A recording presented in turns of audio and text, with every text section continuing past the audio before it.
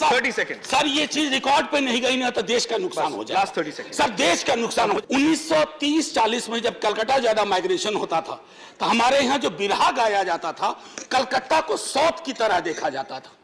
आज दिल्ली को साउथ की तरह देखा जाता है, चंडीगढ़ को साउथ की तरह देखा जाता है, मुंबई को साउथ की तरह देखा जाता है, क्योंकि परिवार के परिवार बिखर के। इतनी बड़ी बेरोजगारी, हर दूसरे घर में बेरोजगारी, हर दूसरा रूरल हाउस होल्ड कर्जदार, और हमारी प्राथमिकताओं में अभी भी नहीं है। मैं क्यों कह रहा हूं कि हमारी प्राथमिकताओं में अगर श्रम और नियोजन के मुद्दे महत्वपूर्ण होते ना, तो 5 दशक की सबसे बड़ी बेरोजगारी दर के मध्य हम उन विषयों पर संजीदगी से, संवेदनशीलता के साथ सोचते। पहली चीज तो मैं आपके माध्यम से ये कहूं कि जब ये पता चला कि आज चर्चा होगी, तो पहले के पार्लियामेंट का और कुछ कॉन्स्टिट्यूएंट असेंबली की, तो एक जो हमारे संसद के चरित्र में बदलाव आया है कि पहले labour movement, trade union movement के लोगों से संसद भरी हुआ करती थी, आजकल खाली हो गई है। पॉलिटिकल पार्टीज में भी उस पृष्ठभूमि में से आने वाले लोगों की लगातार कमी होती जा रही है, और कुछ दिनों में तो ये विलुप्त प्रजाति की श्रेणी में आ खड़ी होगी, तो वो चिंता का विषय है। मैं जानता हूं कई लोगों का बैकग्राउंड। दूसरी चीज महोदय, मैं ये भी सोच रहा था, बिमल रॉय एक फिल्मकार थे, उन्होंने फिल्म बनाई थी 2 बीघा जमीन, फिर सुजाता, फिर उसके बाद अलग दौर के निर्देशकों ने बनाई नया दौर, नमक हराम, गमन, इसके अलावा बांग्ला, तेलुगु, मलयालम। मैं क्यों ये बात कह रहा हूं, एक वक्त था जब राजनीति और समाज के चित्रण का सिनेमाई जो चित्रण था, उसमें एक तारतम्य था।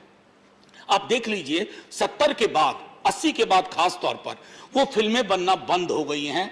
इससे भी पता चलता है कि संसद में वो लोग धीरे धीरे हाशिए पे गए, और सिनेमाई रिप्रेजेंटेशन में भी हाशिए पे गए। इसलिए लेबर एंड एम्प्लॉयमेंट मिनिस्ट्री का जब गठन हुआ होगा, तो इसकी जो मंशा, इसका जो उद्देश्य रहा होगा, मैं जानता हूं कि कहीं ना कहीं इच्छा तो माननीय मंत्री जी भूपेंद्र जी की भी रही होगी ही कि उस मंशा से ही काम किया जाए। लेकिन कई दफा क्या होता है कि कई तरह की चीजें होती, मसलन कहते हैं ना, जिस समत की हवा है उसी समत चल पड़े, जब कुछ ना हो सका तो यही फैसला किया। तो इससे अब बचेंगे आप, मुझे उम्मीद है, क्योंकि मैं एक छोटा दृष्टांत दूंगा। माननीय सभापति महोदय, हमारे बिहार के एक मुख्यमंत्री थे, बहुत दिन मुख्यमंत्री नहीं रहे, लेकिन उन्होंने क्रांतिकारी काम करने की कोशिश की थी, लैंड रिफॉर्म की।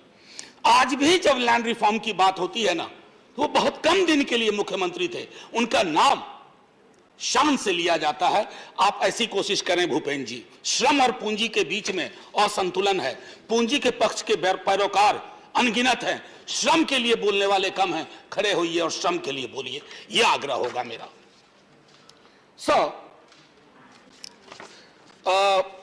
प्रकाश जावड़ेकर जी को सुन रहा था, जैसे कहते हैं ना कि जब ये मंत्रालय बना होगा तो हर हाथ को काम और हर काम को सम्मान की बात होगी। Work to each hand and dignity to each work. Prakash Javadekar ji को सुन रहा था, उनको सुनने के बाद कुछ और सुनने की हसरत ही नहीं बची। जॉब्स का जितना मनोवैज्ञानिक विश्लेषण उन्होंने किया, परिभाषा दी, तो मुझको लगा कि उनको मैं सिर्फ महज भूतपूर्व मंत्री नहीं मानता हूं, अभूतपूर्व मंत्री मानूंगा आज से। ये मैं कहना चाहता था ऑन रिकॉर्ड, क्योंकि उसके बाद तो देश में किसी को लगेगा ही नहीं कि वो बेरोजगार है।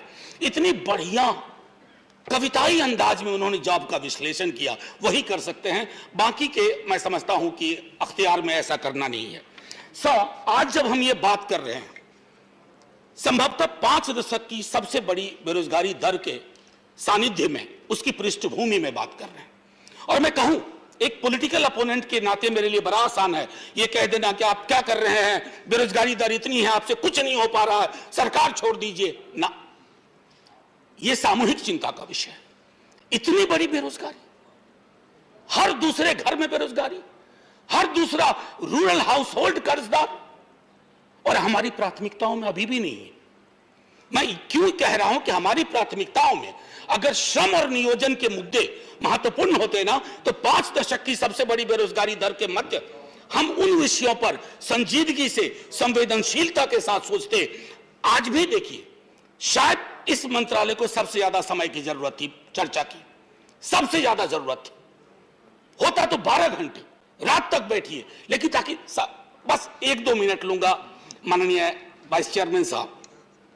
तो सूबों में, मैं तो फीमेल लेबर पार्टिसिपेशन में डिक्लाइन पे बोलना भी नहीं चाहता, निजीकरण पर भी कई दफा बोल चुका हूं। निजीकरण आप सब विरोधी हुआ करते थे, आज बिला वजह नहीं है।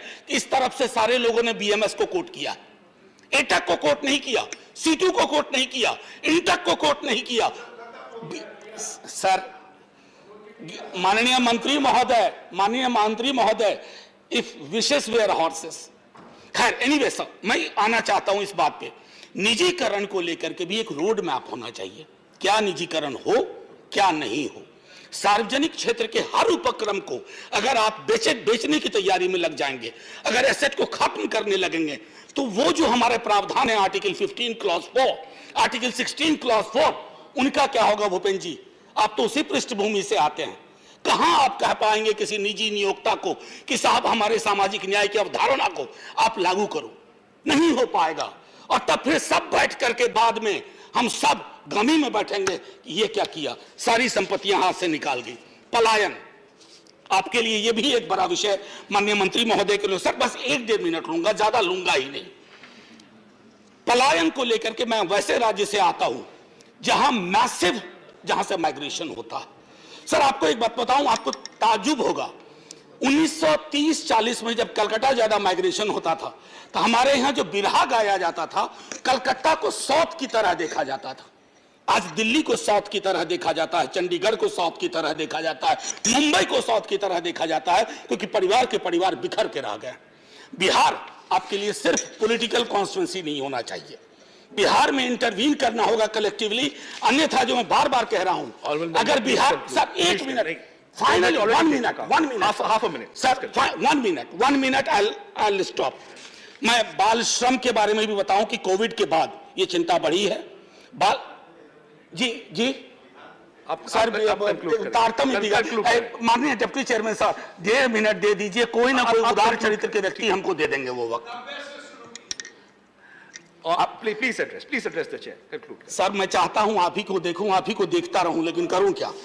ठीक है, खैर एनीवे सर, मैं बिहार को इसलिए कह रहा था माननीय मंत्री महोदय कि बिहार अगर बीमार होगा, बिहार में निवेश नहीं होगा, बिहार में नियोजन के अवसर नहीं होंगे, तो मैं समझता हूं देश कभी भी अपने सपने को पूरा नहीं कर पाएगा। अभी हाल में बंधुआ मजदूर बवाना में इसी महीने में 73 पकड़े गए सर, क्योंकि कोविड के बाद बाल श्रम और बंधुआ मजदूरी का पूरा चरित्र खत्म हुआ। कॉन्ट्रैक्चुअल सिस्टम, मैं आपसे आग्रह करूंगा इसको खत्म करिए। मनरेगा में मैंडेज बढ़ाने का आग्रह मैं कई दफा कर चुका हूं।